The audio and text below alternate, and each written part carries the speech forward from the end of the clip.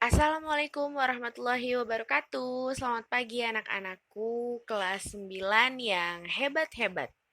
Hari ini kita akan membahas materi tentang menyusun teks pidato persuasif. Nah, jadi kalian nanti di akhir sudah tahu kan berarti akan membuat apa? Ya, karena materi hari ini menyusun tentang teks pidato persuasif, jadi nanti di akhir materi kalian akan membuat sebuah teks pidato persuasif.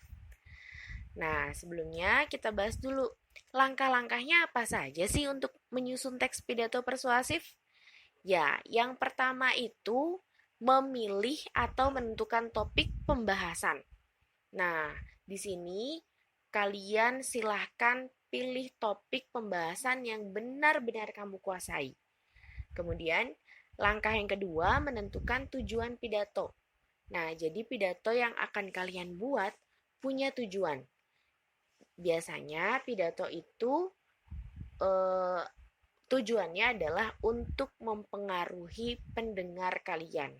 Jadi otomatis pendengar harus paham dulu, baru pendengar akan terpengaruh sama pidato kalian. Nah, kemudian yang ketiga, mencari dan mengumpulkan informasi. Untuk apa sih mengumpulkan informasi?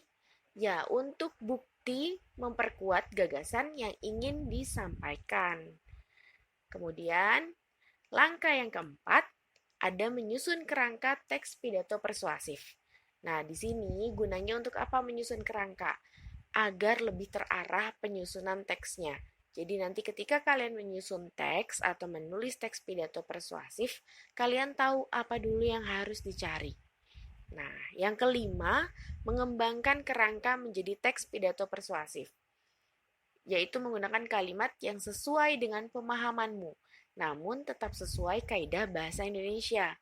Karena pidato persuasif itu resmi, jadi kalian menggunakan bahasa yang baik dan benar.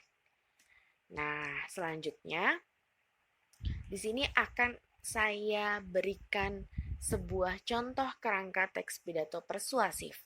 Yang pertama itu pasti ada salam pembuka. Salam pembuka itu biasanya apa sih?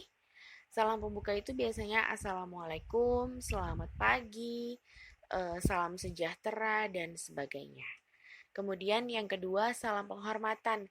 Biasanya ada tamu-tamu kehormatan atau tamu-tamu yang akan kalian hormati ketika kalian membawakan pidato persuasif di depan halayak umum.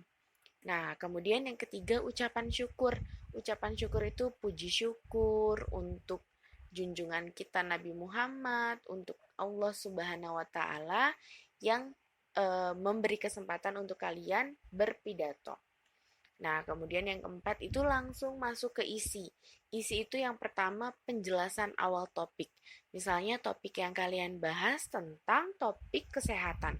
Berarti kalian menjelaskan dulu kesehatan itu apa sih? Nah, kemudian habis menjelaskan awalnya, baru kalian memberikan gagasan untuk menjadi manusia yang sehat atau menjaga kesehatan. Kalian punya pendapat kan? Nah, itu pendapat kalian menjadi sebuah gagasan yang akan dituangkan di pidato kalian masing-masing.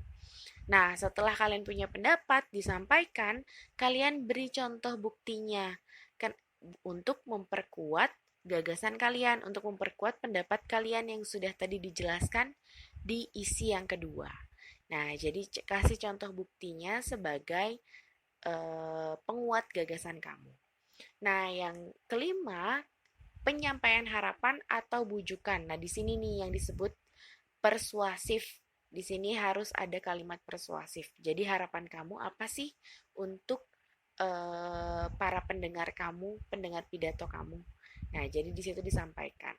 Kemudian yang keenam, permohonan maaf bila ada salah kata atau gagasan kamu ada yang salah atau saat penyampaian ada yang kurang, kalian wajib meminta maaf di poin yang keenam.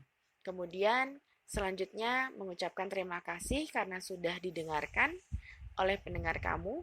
Nah, yang terakhir adalah salam penutup.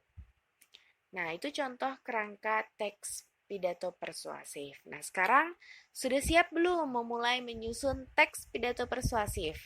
Kalau sudah siap, maka silahkan menyusun teks pidato persuasif dengan hati yang gembira. Jadi ditunggu ya teks pidato persuasifnya. Jangan lupa kolase laporanmu atau teks pidatomu dan fotomu saat mengerjakan. Kemudian kirim di WA Group. Oke? Boleh juga fotomu saat menyimak video. Sekian, sampai jumpa di pembelajaran berikutnya. Assalamualaikum.